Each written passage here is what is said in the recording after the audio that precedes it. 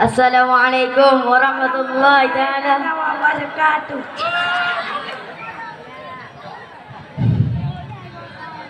Hai pemayang ulun rindu, mendoakeun bejeun ketungku, besampe lun nyojeun ke Pak Guru, lun peganyo di dalam lagu.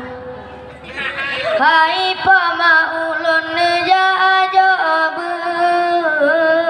supaya jeun ilmu agama, bek nepeuteurod lun bak sikula singa oraya hanang guna.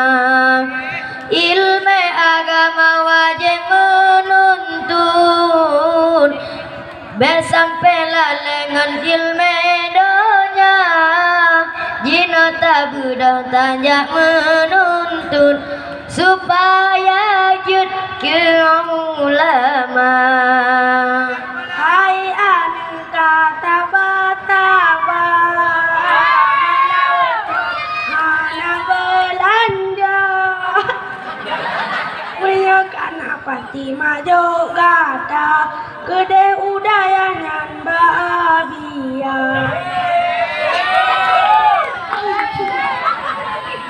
Hai pamampakan kemenan, nyabasi kula naga belanja, pakontro babut kahana, puku butnya hana mengguna. Hai anu kan maksud maaf menang, karena maju di lenek nasora pingan, menyeka maju tapre rayo sigam, nek nasora pingan. Hai pemayang ulun rindu, mendoakeun wujud ke tungku, besampe lon nyojeun ke Pak Guru, lon pengganyo di dalam lagu. Hai pamajina bek lebimbang, nejo lon nyo laju berijang, besampe lon nyo untuk bro akai, ule susah mepikiran. Hai anu kajut menyamenang, Rabu kemaju gata teman, yupu si joba tungku di sinan, ngejro akhlak dengan iman. Hai pemayang ulun rindu, mendoakeun wujud ke tungku, besampe lon nyojeun ke Pak Guru, lon peganyo di dalam lagu.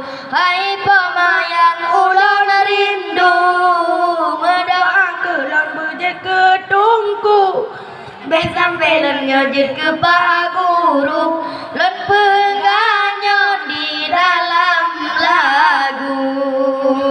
Assalamualaikum warahmatullahi taala wabarakatuh. Waalaikumsalam warahmatullahi wabarakatuh.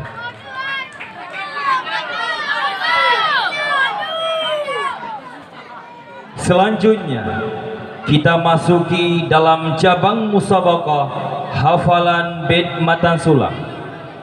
Yang akan tampil adalah peserta pemegang nomor undian 84.